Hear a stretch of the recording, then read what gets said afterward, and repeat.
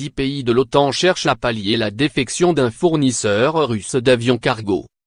Les représentants de 10 pays de l'OTAN devaient se retrouver jeudi 26 avril à Gdansk, en Pologne, pour une réunion de crise. En cause la défection annoncée d'un prestataire russe du transport aérien militaire, Ruslan. L'entreprise, qui travaillait depuis plus de 10 ans dans le cadre d'un contrat de sous-traitance, ne fournira plus d'avions cargo aux armées européennes à partir de 2019.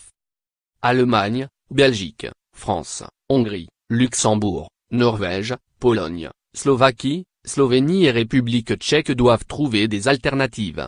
Les opérations militaires de ces 10 nations, au premier rang desquelles la France, très engagée à l'extérieur, pourraient connaître des problèmes logistiques. En France, cette difficulté s'ajoute à un dossier déjà lourd.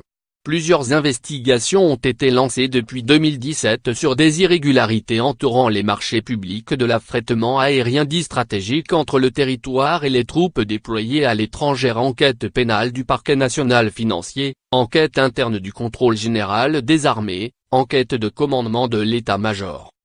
L'agence de soutien et d'approvisionnement de l'OTAN, NSPA, a conclu en 2006 un contrat, sali de sous-traitance d'Antonov 124, auprès de compagnies russes et ukrainiennes. Les armées occidentales, à l'exception des États-Unis avec leur C-5 Galaxy, ne possèdent pas de très gros porteurs de ce type.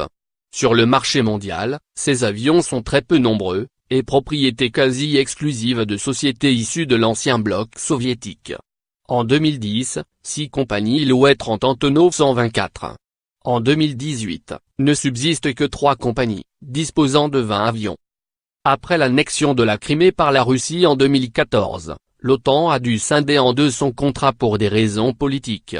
D'un côté, les prestataires ukrainiens, avec la compagnie Antonov DB, qui ont assuré 900 heures de vol en 2017 dans le cadre